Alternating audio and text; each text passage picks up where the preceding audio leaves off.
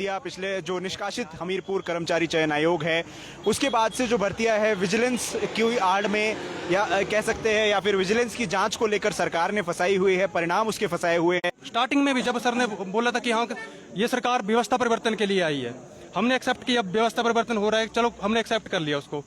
2 महीने उन्होंने पहले स्टार्टिंग में बोला कि 15 दिन में रिजल्ट आ जाएंगे, उन्होंने बाद में बोला 2 महीने में अधिक। हमने उसको बोला कि ठीक है 2 महीने में कोई बड़ा टाइम नहीं है, हमने जहाँ सालों लगाए हैं तो हमने 2 महीने की कोई बात नहीं है। उसके बाद से सर जैसे कि गायब हो गया सर सब कुछ, बस हमारा मिलना होता है और हमें आश्वासन मिलता है, हर बार आश्वासन मिलता है। सर अब मेरे से डेट पूछे, आप जिस डेट की बात करें वो है 11 मई। 11 मई के बाद हम 5 जून को मिले हैं। उसका सर एक फिल्मी दृश्य आप देखें तो वो फिल्मी दृश्य सामने आता है कि कंडीशनल ज्वाइनिंग के ऑर्डर दे दिए जाते हैं, कहते हैं कि आपकी फाइल पुटअप हो रही है और आपको कंडीशनल ज्वाइनिंग दे दी जाएगी। उसके बाद में सर वो मीडिया में भी सर ऑन लाइव उन्होंने विजिलेंस को लेकर ये आई थी वीडियो। उसके बाद वो सर अखबारों और मीडिया में रह गई, कंडीशनल ज्वाइनिंग हमें अब तक नहीं मिली है। उसके बाद सर हम 24 मई को मिले सर, उस दिन हमने बोला कि हम सारे उनसे पूरा दिन वेट करते रहे, रात को सर आए। उसके बाद हम बोलते कि हम कर रहे हैं, फिर क्या कर रहे हैं ये नहीं बताते। उसके बाद जब हमने पूछा सर हमारा कसूर क्या है, तो उन्होंने बोला कसूर पिछली सरकार से पूछे। क्या सर हमें पॉलिटिकल राइवलरी का पार्ट बना दिया इन्होंने, ये कि हम रंजिश निकाल रहे हैं उनसे, हमको ढाल बना के। हमारा सर इतना कहना है कि अपनी रंजिश अपने तक रखिए। और हर बार जब भी हम पूछते हैं कि सर हमने थोड़ा ना वो करा है, हमने थोड़ा पेपर लीक करा है, कुछ करा है, उन्हें कहते हैं बीजेपी के टाइम पे पेपर लीक होते हैं। मैं यहाँ पे बीजेपी को भी कटघरे में खड़ा करना चाहता हूँ कि आप लोगों को इसका जवाब देना चाहिए, हम लोग थोड़ा ना आपकी तरफ से जवाब देंगे। आप वो इतना बड़ा एलिगेशन लगा रहे हैं कि आप लोगों ने पेपर लिख के, एक भी बंदा बीजेपी का इसमें बता दें, वो बोलो बीजेपी को बोले कि एक भी बंदे को जाके कि हाँ भी पूरी बीजेपी को अंदर दे दो। हमारी छाती पे लिखेंगे क्या बीजेपी ने पेपर लीक कर दिए, हमने थोड़ा ना लीक करे हैं, बीजेपी ने लीक करे, कर दो पूरी बीजेपी को अंदर। ठीक है, अब देखो आपने बोला कंडीशनल ज्वाइनिंग के जो लेटर्स को लेकर है वो मुख्यमंत्री ने कहा था कि हमने कंडीशनल ज्वाइनिंग हो जाएगी आप लोगों की, लेकिन कंडीशनल ज्वाइनिंग पे एक चीज ये भी रहती है क्योंकि बहुत सारी जैसे भर्तियां रहती है, बाहर की भर्तियां रहती है, चाहे आउटसोर्स पे है, बाद में फिर जो है वो प्रोटेस्ट होते हैं कि हमको रेगुलर किया जाए और सारी चीजों पे किया जाए। कंडीशनल ज्वाइनिंग का वो भी एक हो सकता है कि प्रॉब्लम रही हो शायद, क्या मानते हैं आप? कमीशन में ये दिक्कत नहीं है, ये भर्तियां कॉन्ट्रैक्टर सीधी रेगुलर पे जाती हैं, बिल्कुल जाती है। तो इसमें कंडीशनल ज्वाइनिंग में हमें एक ऐसी कंडीशनल चाहिए कि अगर कल में से हम में से कोई भी बंदा इस करप्शन में जो भी हुआ है, जैसे पेपर लीक के मैटर में पकड़ा जाता है, उसको बाहर करके मतलब उसको सजा दी जाए। जो ईमानदार युवा है उसको इसकी सजा क्यों दी जा रही है? बस यही है कि ईमानदार युवा को उसका हक दिया जाए। हमें जो भी सर हमें बोल रहे हैं कि हम उनके साथ न्याय करेंगे, हम उनको एज रिलैक्सेशन देंगे, हमें एज रिलैक्सेशन नहीं है, हमारा न्याय एज रिलैक्सेशन नहीं है। यहाँ में से एक भी बच्चा बोल दे कि हमें एज रिलैक्सेशन चाहिए, पूछे किसी को भी कि चाहिए उसको एज रिलैक्सेशन। हमें न्याय चाहिए, हमें चाहिए रिजल्ट, हमें रिजल्ट चाहिए अपना, हमें नहीं चाहिए रिजल्ट, अपने पास रखिए उसको।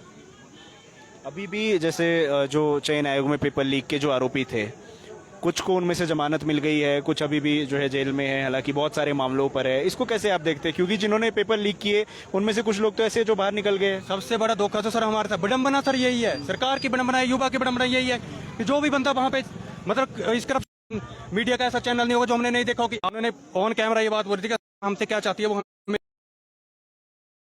हेल्प कर दें, कहाँ है फल हमें बता दें, हम ढूंढ के दे देते हैं आपको। तो अभी क्या आपको क्या लगता है कि इतना समय क्यों लग रहा होगा विजिलेंस में? क्योंकि विजिलेंस की जांच तो काफी समय से चल रही है, जब से सस्पेंड हुआ है चयन आयोग तब से जांच चल रही है। पीएससी के पास भी जो है वो पहले ही जा चुका है आपका चयन आयोग का सारा काम। तो क्या आपको लगता है, रीजंस क्या लगते हैं कि क्यों इतनी? सर एक तरह से मुझे ऐसा लगता है कि मंशा नहीं है, टाल मटोल का काम चल रहा है, ब्यूरोक्रेसी से लेके हमें किसी पे हम हर बंदा हमें सिर्फ उम्मीद देता है, हम चले जाते हैं, थोड़े दिन बाद हम नाउम्मीद हो जाते हैं क्योंकि कुछ होता नहीं है। हम विजिलेंस में जाके भी आए थे, अब तो हमें उनको इंटरेक्शन करने से मना कर दिया हमें कि हाँ हमें कुछ ना बताया जाए। लास्ट टाइम जब हम गए थे तो मैडम ने बोला था कि इंक्वायरी का तो अपना शेड्यूल है, वो तो चलती रहती है, सरकार को इसके ऊपर डिसीजन लेना है। जब मैंने बोला था कि सर ने मैं बोला तो 2 महीने में रिजल्ट आ जाएंगे, तो उन्होंने बोला किसने कहा? मैंने कहा सर ने कहा, सीएम सर ने। तो कहते उन्होंने कहा कि नहीं ये तो आपको मतलब गुमराह किया जा रहा है, ऐसा कुछ नहीं होता, इंक्वायरी लंबी चलती है।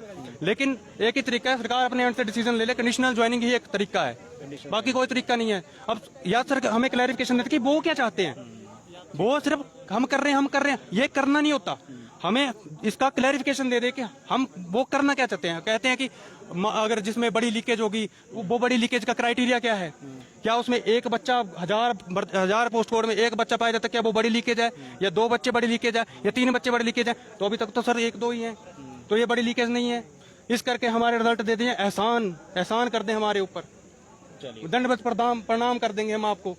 चलिए, आपका सवाल भी जरूर उठाया जाएगा, आपसे बात करेंगे। आपका नाम सबसे पहले और कौन सा पोस्ट कोड आपका है? मैं डिस्ट्रिक्ट सिरमौर से हूँ और क्या बोलते हैं यहाँ पे हम पीछे हमारे कोई एक पोस्ट कोड नहीं है। विजिलेंस इंक्वायरी में जितने पोस्ट कोड फंसे हैं उन सभी के अभ्यर्थी यहाँ पे आए हैं। क्यों आए?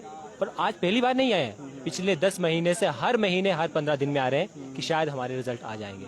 जो सरकार व्यवस्था परिवर्तन के नारे के साथ हिमाचल प्रदेश में आई थी, जिसे हमने वोट किया था, आज उस सरकार की व्यवस्था को देखिए कि सारे बेरोजगार हिमाचल प्रदेश के सड़कों पर खड़े हैं। क्या ये व्यवस्था परिवर्तन है? क्या इस व्यवस्था परिवर्तन के सरकार को वोट दिया था? जो लोग दोषी थे वो तो बाहर आ गए हैं। 13 पोस्ट कोड में 23 लोग पाए गए और 23 लोगों में कौन है? सेम लोग है। हर पोस्ट कोड में उमा आजाद तो संजीव जो दलाल थे वो लोग थे, वो लोग सब जमानत पे आ चुके हैं। कटघरे में कौन खड़े हैं? निर्दोष लोग। हमारी गलती बता दीजिए, क्या हमारी गलती है कि हमने टेस्ट क्लियर किया मेहनत करके? क्या ये गलती है?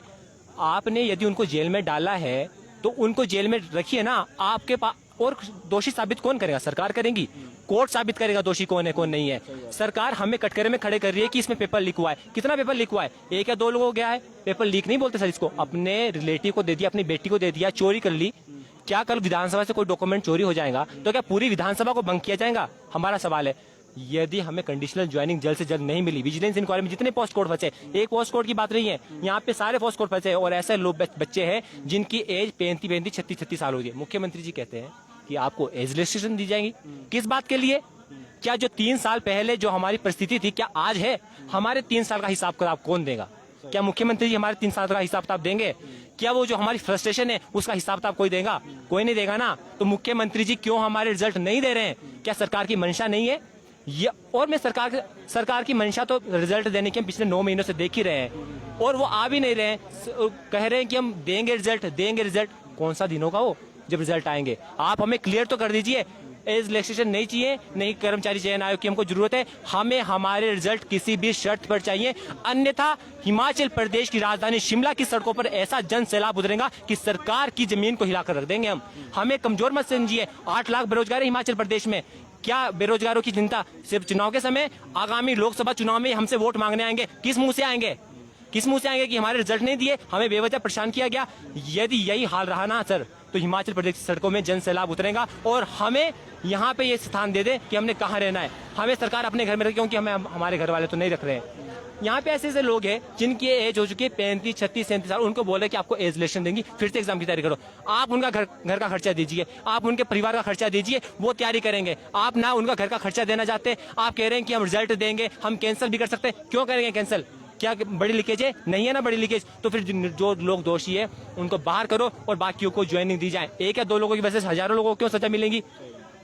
वो लोग तो आज बाहर आके कल को नौकरी भी ज्वाइन करेंगे सर वो, क्योंकि किसी की नौकरी को खत्म करना सरकार का अधिकार क्षेत्र में नहीं आता, वो कोर्ट के अधिकार क्षेत्र में जाता है। यदि सरकार को लगता है कि वो दोषी है तो उनके खिलाफ सरकार कोर्ट में सबूत दे, उनको दोषी साबित करे। लेकिन जो निर्दोष लोग हैं उन्हें न्याय तो दे कम से कम। हमारे रिजल्ट हमें किसी भी हालत में चाहिए। विजिलेंस इंक्वायरी में जो भी फंसे प्रोविजनल ज्वाइनिंग दीजिए, चाहे जो मर्जी कीजिए। 9 महीने से जो पेपर लीक की जांच चल रही है ना, इसके पीछे मैं तो आज खुले मन से कहना चाहता हूँ कि मुझे लगता है कि विजिलेंस को भी सरकार का संरक्षण प्राप्त है। मुझे लगता है विजिलेंस भी आज का स्वतंत्र नहीं है। 9 महीने से जो कोई भी कत्ल होता है उसकी FSL रिपोर्ट आती है 2 या 3 दिन में। कहाँ से आएंगी FSL रिपोर्ट? जून का कितना दूर है? 9 महीने से FSL रिपोर्ट नहीं आ रही है। किसका बेवकूफ बना रहे हैं? बड़े लिखे लोगों का। हमने जिन्होंने आपको वोट देके आज सत्ता में लाया है ना, हम आपकी नस नस से वाकिफ है। आप हमें बेवकूफ मत समझिए। अगर हिमाचल प्रदेश का बेरोजगार शांत है ना तो उनका पेशेंट टेस्ट मत कीजिए, मैं कह रहा हूँ। नहीं तो हम बुरी तरह से, और मैं विपक्ष को भी कहना चाहता हूँ, 9 महीने हो चुके हैं, कहाँ सोए वो?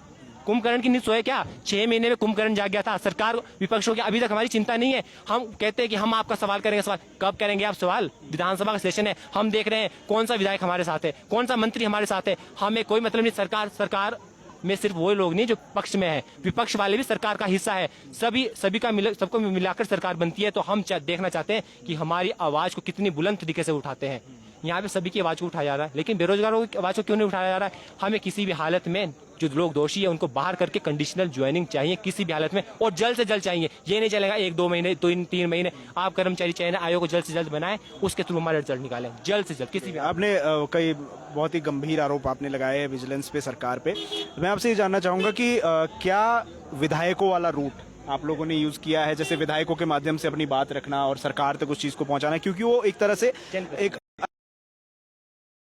क्रिएट करता है और आपके जनप्रतिनिधि अपने विधानसभा क्षेत्र क्या वो रूट इस्तेमाल किया गया है? आपसे ही जानना। देखिए, हमारे जनप्रतिनिधि है, जनप्रतिनिधि का मतलब क्या है कि वो हमारे जो भी काम है, जो भी हमारी परेशानी है, उधर विधानसभा तक उठाएं, पहुंचाएं, मुख्यमंत्री तक पहुंचाएं। जनप्रतिनिधि का ये काम है। हम उनसे मिल भी रहे हैं, वो कह रहे हैं कि हम कहेंगे, लेकिन दिया जाएगा, किसी भी हालत में नहीं घुसने जाएगा। वोट की राजनीति बेरोजगारों के साथ मत कीजिए। हम लोग इनको अच्छी तरह जानते, जो लोग इनको सत्ता में ला सकते हैं ना, आज कांग्रेस है, कल बीजेपी आएंगी, परसों कांग्रेस आएंगी, जो इनका जिन्हें सत्ता में जो इन्होंने राजनीतिक तलवार बेरोजगार गर्दन पर रखी है ना, इसको ये एक दूसरे की गर्दन पर रखें, हमारे ऊपर मत रखें। हमारे रिजल्ट हमें किसी भी हालत में चाहिए।